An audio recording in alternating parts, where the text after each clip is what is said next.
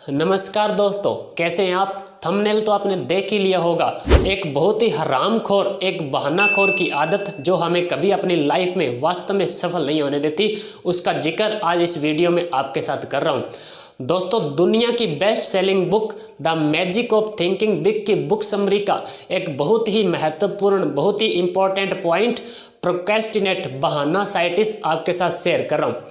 David Schwarz द्वारा लिखी गई बहुत ही शानदार बुक। इस बुक्स में उन्होंने हमारे बहाने बनाने की आदतों का बड़ी ही गहराई से विश्लेषण किया है कि किस तरह से बहानाखोरी आदत हमारे लाइफ को, हमारे करियर को बर्बाद कर देती है, और ये आदत हमारी सबसे बड़ी दुश्मन है जो हमें कभी आगे नहीं बढ़ने देगी। दोस्तों, चूंकि सफलता का संबंध लोगों से है, इसलिए यह बहुत ज़रूरी है कि आप लोगों को अच्छी तरह से अध्ययन कर ले। जब आप लोगों को अच्छी तरह से देखें और उनसे हम यह बात सीख सकते हैं कि हम अपनी लाइफ में किस तरह से सफल हो सकते हैं। दोस्तों, इसी तरह से जब आप लोगों का गहराई से अध्ययन करोगे तो आप पाओगे कि असफल लोगों में एक बहुत ही भयानक, एक बहुत ही खतरनाक बीमारी पाई जाती है, और उस बीमारी का नाम है बहाना साइटिस, यानी कि उनकी बहाने बनाने की आदत। और यह बीमारी उनके दिमाग में विकसित अवस्था में दोस्तों पाई जाती है। दूसरी तरफ अगर आप सफल लोगों का अध्ययन करोगे, सफल लोगों का विश्लेषण करोगे, तो आप पाओगे कि जो बहाने असफल लोग अपनी लाइफ में लगाते थे, बनाते थे, वो बहाने सफल लोग भी दोस्तों बना सकते थे, लेकिन वो ऐसा नहीं करते। सफल लोग कभी भी अपनी लाइफ में, अपने करियर में बहाने नहीं बनाते। और यही फर्क है दोस्तों एक सफल और असफल इंसान में, एक गरीब और अमीर इंसान में, एक महान और तुच्छ इंसान में।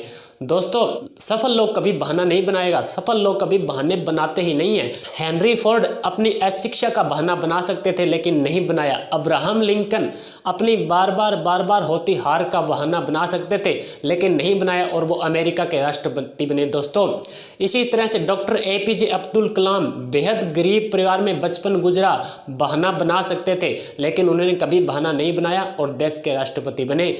दोस्तों, भारत के प्रधानमंत्री, मौजूदा प्रधानमंत्री नरेंद्र मोदी रेलवे स्टेशन पर चाय बेचा करते थे, प्रधानमंत्री बने। दोस्तों, सफलता की राह में अपने चिंतन को सही दिशा में ले जाने के लिए आपको इस बहाना साइटिस, इस बहुत ही खतरनाक बीमारी का इलाज करवाना पड़ेगा। इस बीमारी से मुक्त होना पड़ेगा, क्योंकि यह बीमारी कभी भी आपको अपनी लाइफ में सफल नहीं होने देगी। नंबर 1, सेहत का बहाना साइटिस। मैं क्या कर सकता हूँ, मैं काला हूँ, मैं गोरा हूँ, मैं मोटा हूँ, मैं पतला हूँ। हम अपनी सेहत से संबंधित दोस्तों हजारों बहाने बनाते हैं। अरुणिमा सिन्हा 26 साल की लड़की 2011 बाय ट्रेन रात की 1 बजे कुछ बदमाशों ने गले की चेन छीनने के लिए ट्रेन से नीचे फेंक दिया। अपोजिट साइड से अनफॉर्चुनेटली दूसरी ट्रेन आ रही थी, उससे टकराई, ट्रैक पे गिरी। पूरी रात कोई संभालने वाला नहीं था।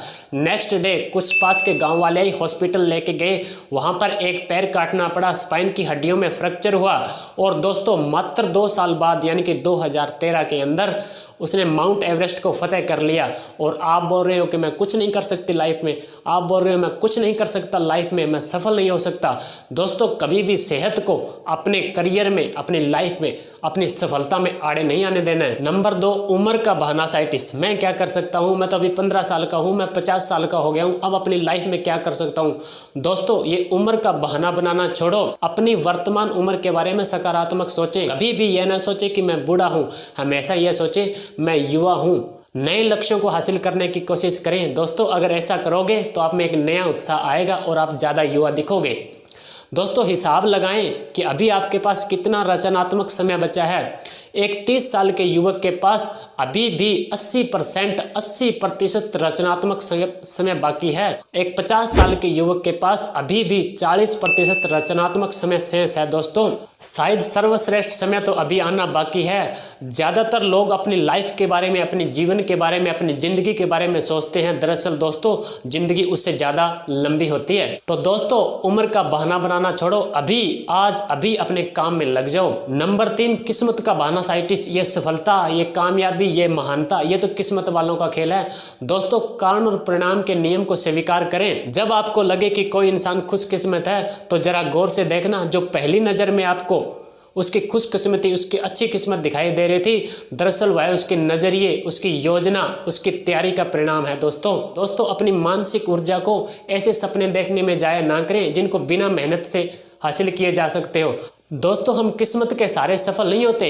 सफलता तो उन कामों से करने से आती है जो एक सफलता के लिए जरूरी होती है। दोस्तों किस्मत को छोड़ो, अपने अंदर वो गुण विकसित करो कि आप सफल, वास्तव में एक सफल विजेता बन जाओ। नंबर 4, बुद्धि का बहाना साइटिस। असफल लोगों में यह बहाना बहुत आम पाया जाता है। दोस्तों मैं क्या कर सकता हूँ, सफल लोगों जितनी मेरी बुद्धि नहीं है, सफल लोगों को जितनी मेरी इंटेलिजेंसी नहीं है। दोस्तों याद रखना, कभी भी अपनी बुद्धि को कम मत आंकना और कभी भी दूसरों की बुद्धि को जरूरत से ज़्यादा मत आंकना। दोस्तों कभी भी अपनी सेवाओं को सस्ते में न बेचें, अपने महत्वपूर्ण बिंदुओं पर ध्यान केंद्रित करें, अपने गुणों को खोजें, इस बात का पता लगाएं। दोस्तों महत्व इस बात का नहीं है कि आप में कितनी बुद्धि है, दोस्तों महत्व तो इस बात का है कि आप अपने दिमाग का किस तरह से प्रयोग करते हैं।